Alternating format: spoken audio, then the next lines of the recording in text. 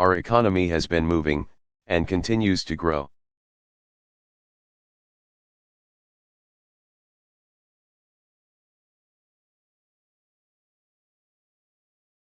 And unemployment continues to come down.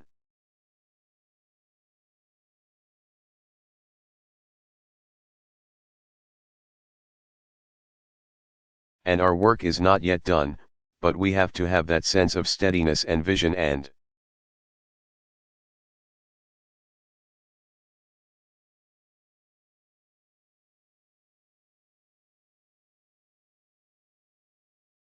purpose in order to sustain this recovery so that it reaches everybody and not just some.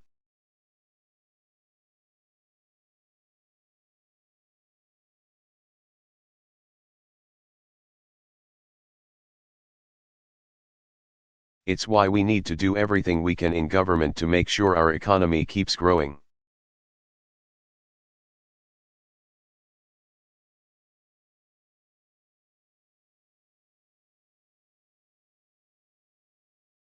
That requires Congress to protect our momentum, not kill it.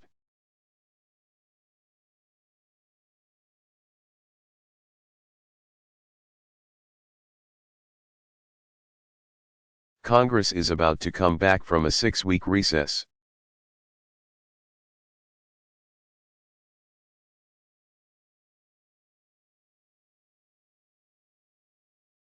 The deadline to fund the government is, as always, the end of September.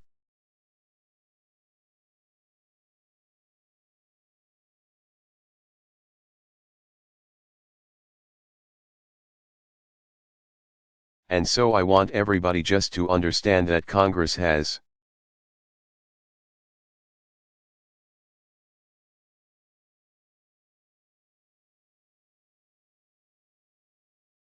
about a month to pass a budget that helps our economy grow.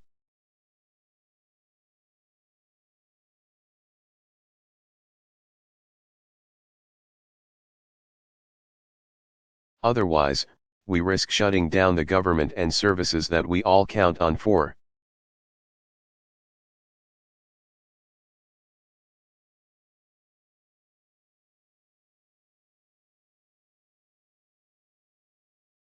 The second time in 2 years.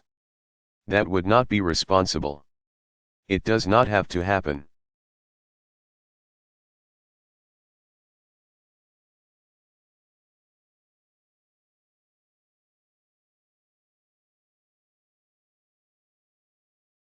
Congress needs to fund America in a way that invests in our growth and our security.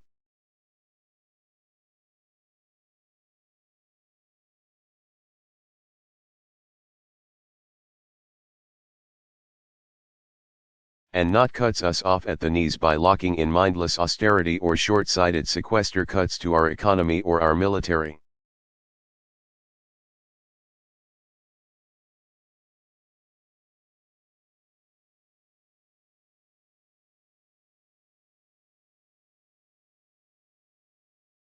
I've said I will veto a budget like that.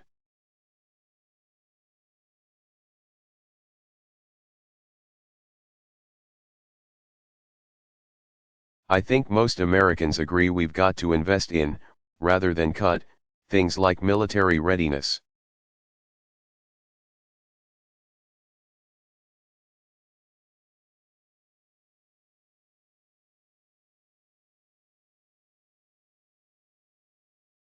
Infrastructure, schools, public health, the research and development that keeps our companies on the cutting edge.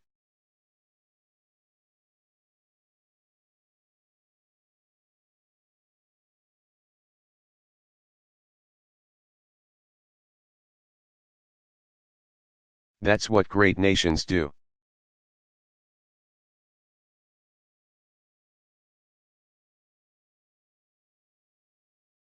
That's what great nations do. And you know, eventually.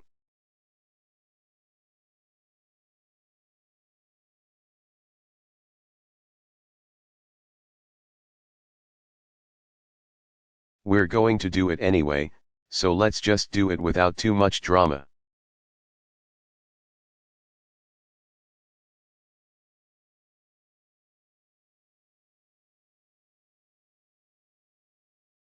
Let's do it without another round of threats to shut down the government.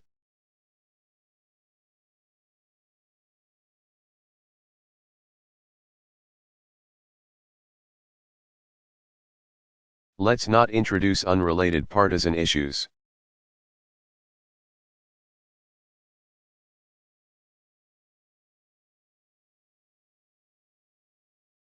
Nobody gets to hold the American economy hostage over their own ideological demands.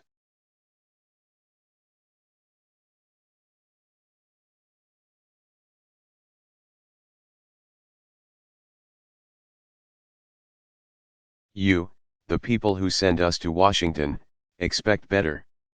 Am I correct?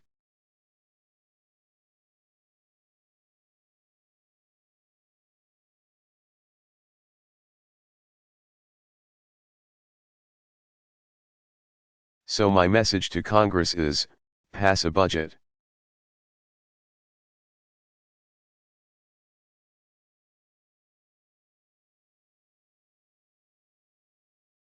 Prevent a shutdown. Don't wait until the last minute. Don't worry, our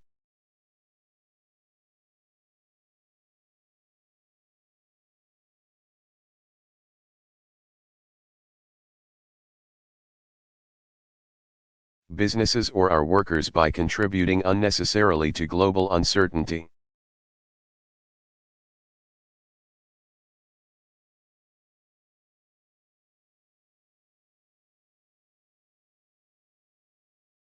Get it done, and keep the United States of America the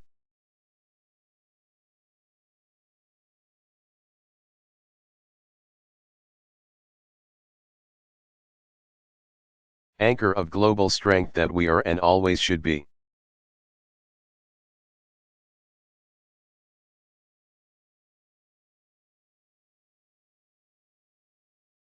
Now, that's a process of national recovery that from coast to coast we've been going through.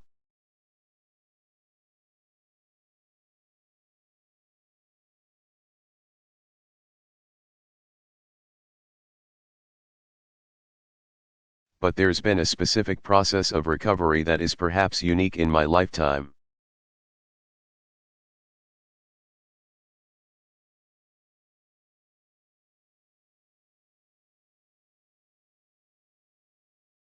Right here in the state of Louisiana, right here in New Orleans.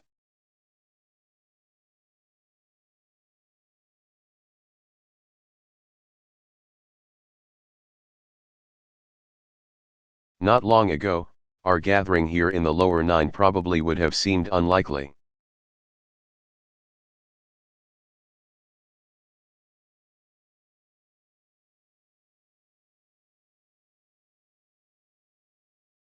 As I was flying here today with a homegirl from Louisiana, Donna Brazile, she saved all the magazines.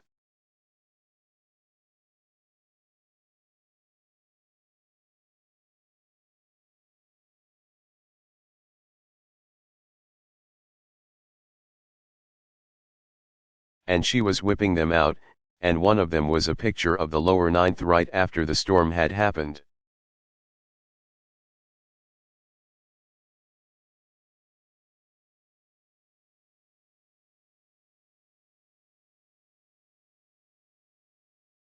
And the notion that there would be anything left seemed unimaginable at the time.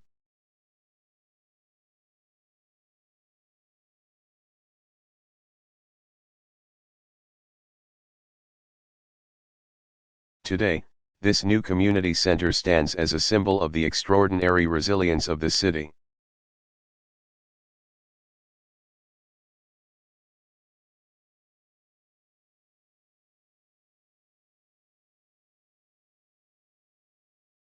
The extraordinary resilience of its people.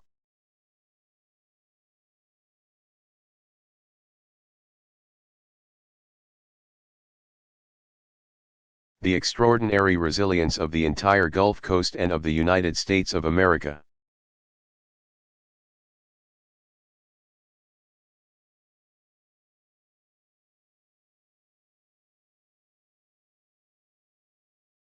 You are an example of what is possible when, in the face of tragedy and in the face of hardship,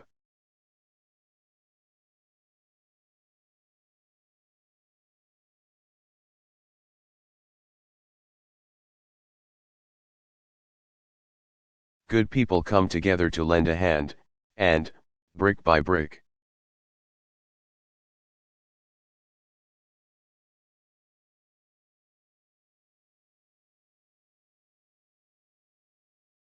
block by block, neighborhood by neighborhood, you build a better future.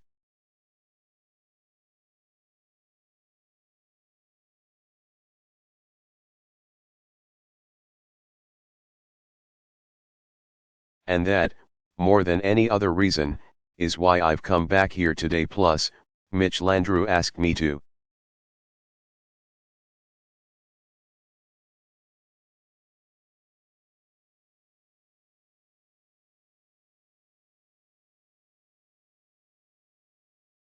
It's been 10 years since Katrina hit, devastating communities in Louisiana and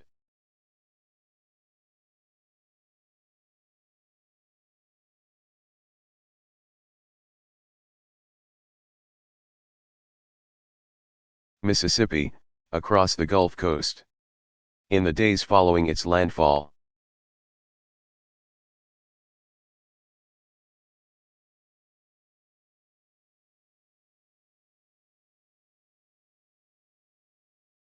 more than 1,800 of our fellow citizens, men, women, and children, lost their lives.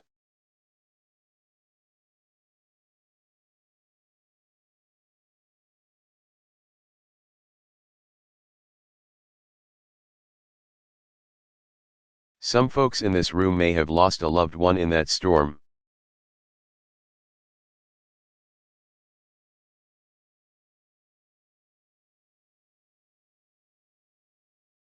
Thousands of people saw their homes destroyed, livelihoods wiped out, hopes and dreams shattered.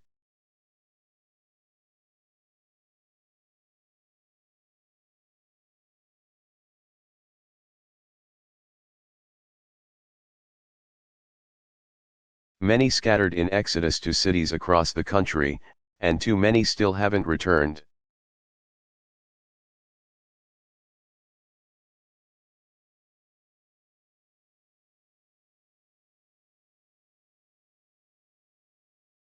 Those who stayed and lived through that epic struggle still feel the traumas sometimes of what happened.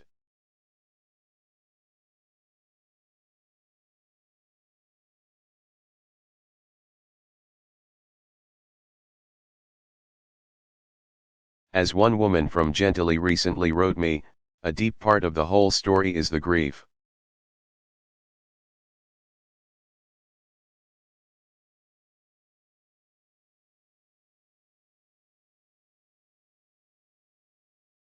So there's grief then, and there's still some grief in our hearts.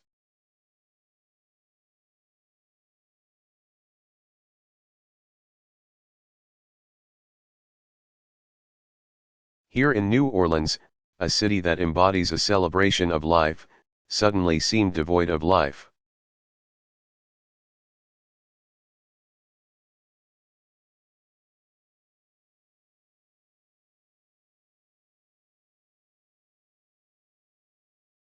A place once defined by color and sound, the second line down the street.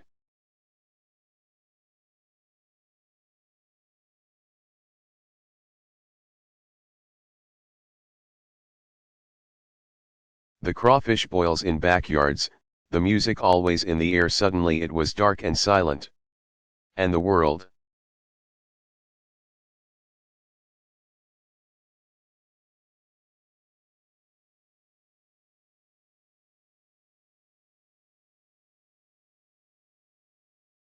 Watched in horror.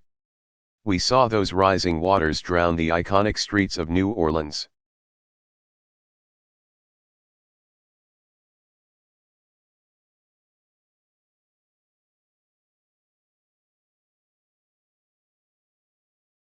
Families stranded on rooftops.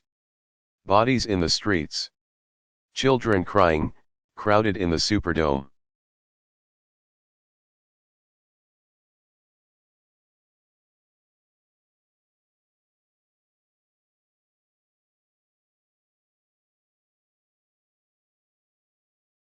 An American city dark and underwater.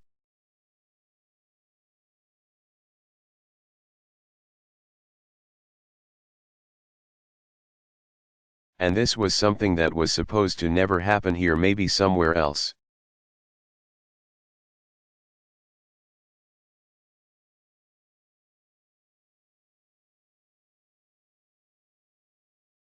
But not here, not in America. And we came to realize that what started out as a natural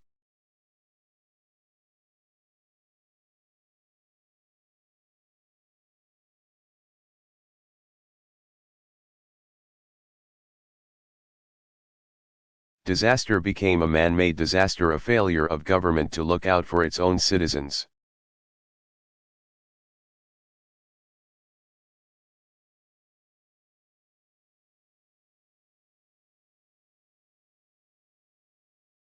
And the storm laid bare a deeper tragedy that had been brewing for decades, because we came to understand that New Orleans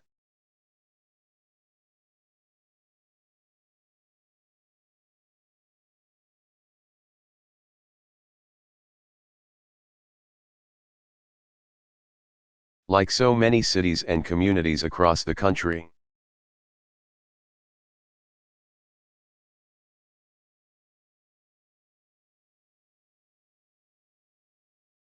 had for too long been plagued by structural inequalities that left too many people, especially poor people,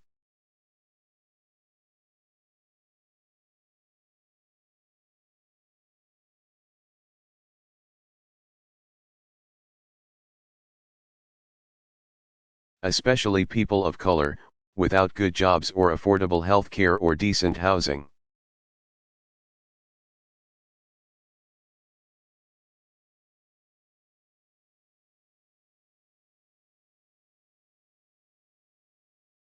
Too many kids grew up surrounded by violent crime.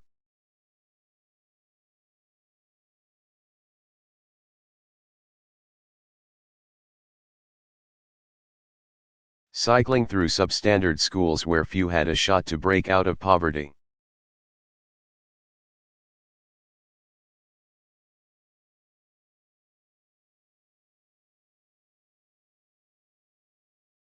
And so, like a body weakened already, undernourished already,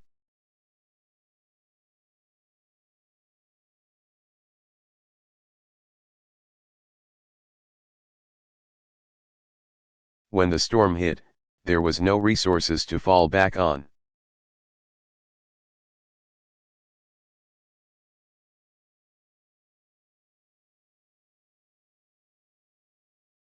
Shortly after the storm,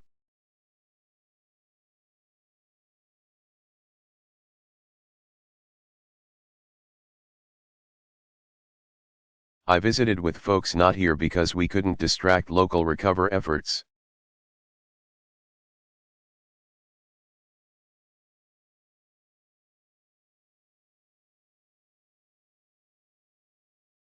Instead, I visited folks in a shelter in Houston, many who had been displaced.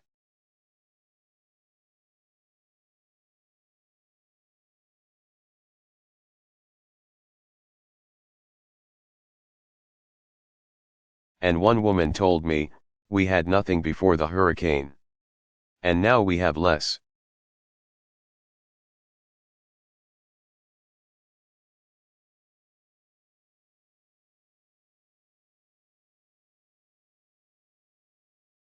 Then nothing.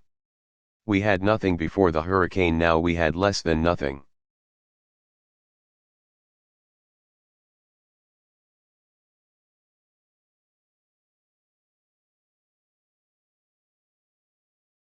And we acknowledge this loss, and this pain, not to dwell on the past, not to wallow in grief.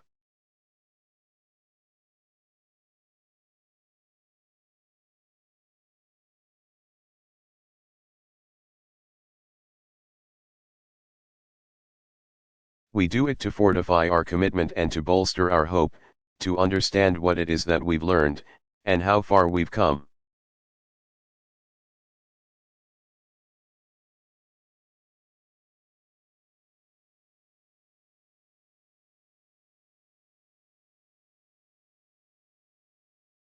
Because this is a city that slowly, unmistakably, together,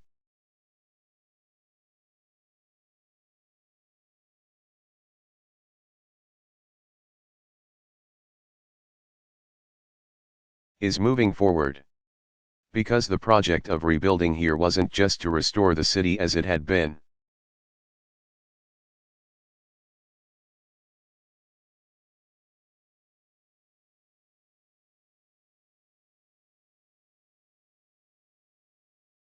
It was to build a city as it should be, a city where everyone, no matter what they look like,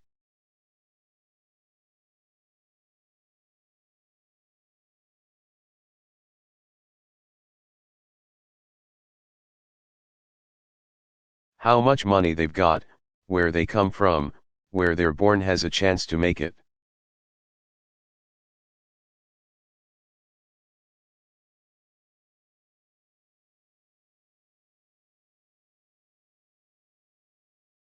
And I'm here to say that on that larger project of a better, stronger,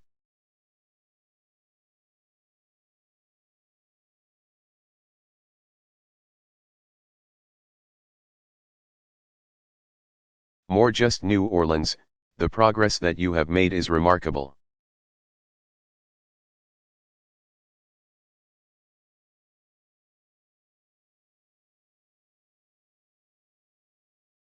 That's not to say things are perfect.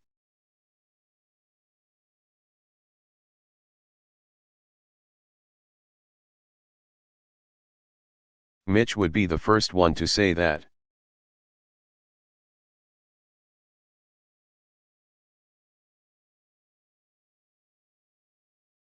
We know that African Americans and folks in hard-hit parishes like Plaquemines and St.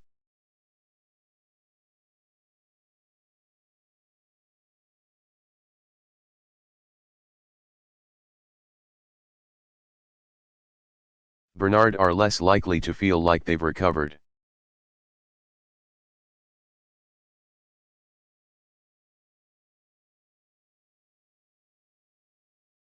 Certainly we know violence still scars the lives of too many youth in the city.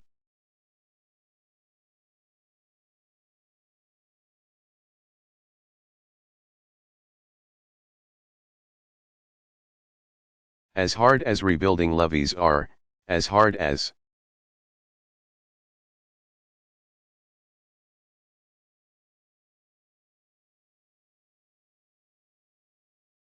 auditor, inaudible mental health.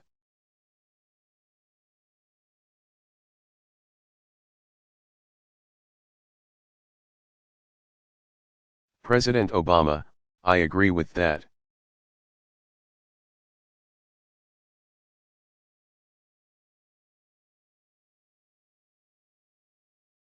But I'll get to that. Thank you, ma'am.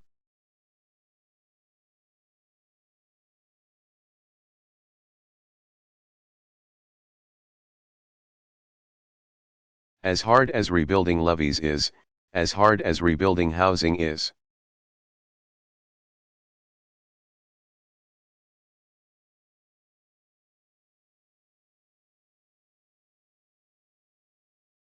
Real change, real lasting, structural change, that's even harder.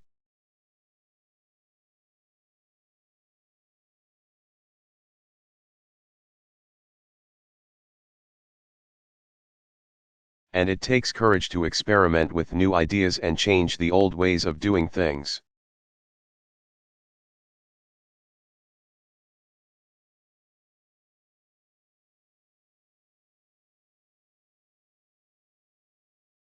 That's hard.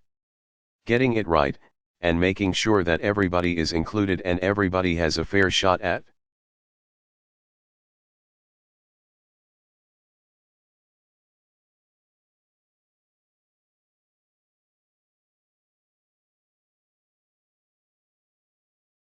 Success that takes time. That's not unique to New Orleans. We've got those challenges all across the country.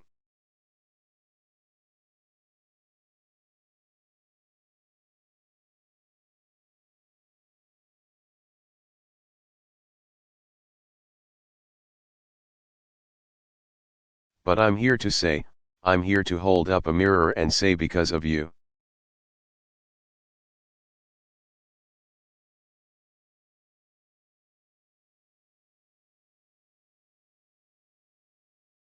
The people of New Orleans, working together, this city is moving in the right direction.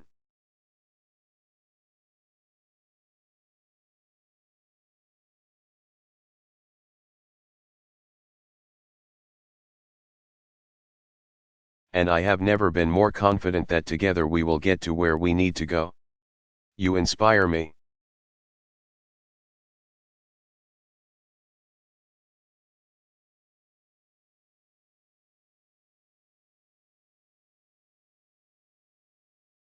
Your efforts inspire me.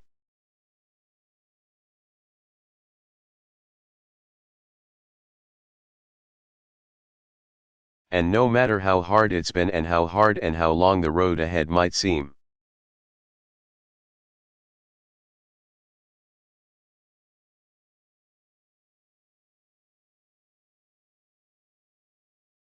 you're working and building and striving for a better tomorrow.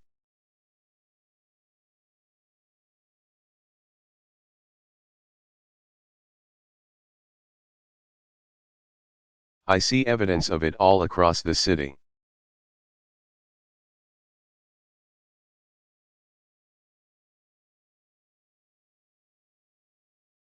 And, by the way, along the way, the people of New Orleans didn't just inspire me, you inspired all of America.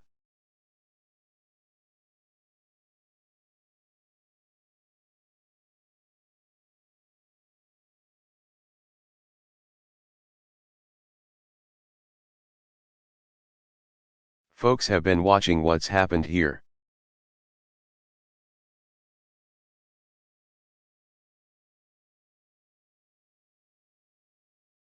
And they've seen a reflection of the very best of the American spirit.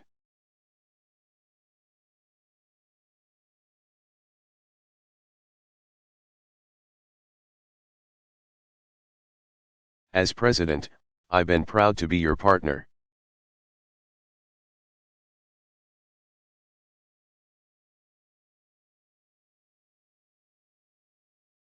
Across the board, I've made the recovery and rebuilding of the Gulf Coast a priority.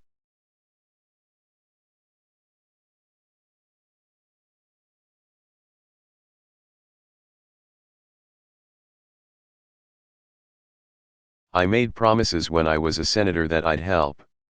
And I've kept those promises.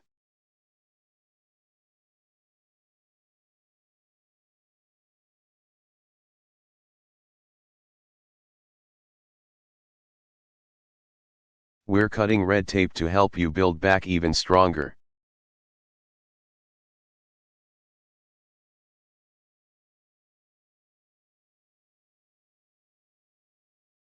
We're taking the lessons we've learned here, we've applied them across the country.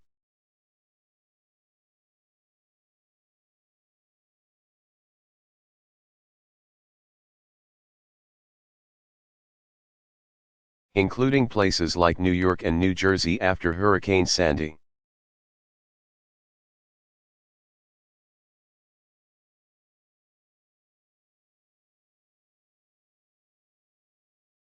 If Katrina was initially an example of what happens when government fails,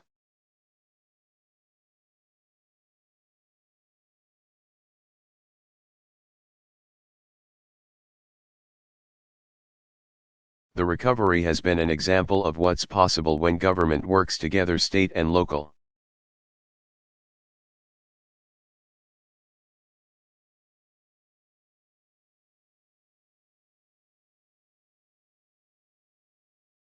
Community, everybody working together as true partners.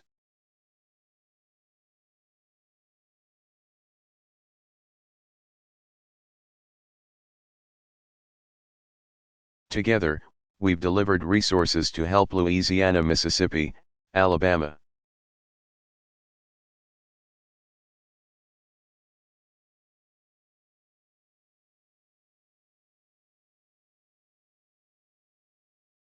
And Florida rebuild schools and hospitals, roads, police, and fire stations.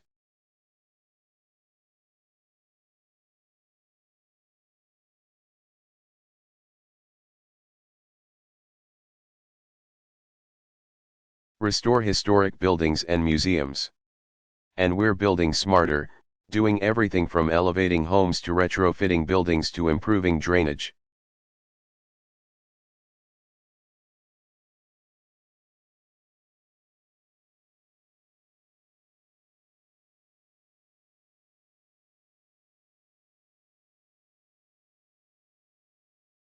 So that our communities are better prepared for the next storm.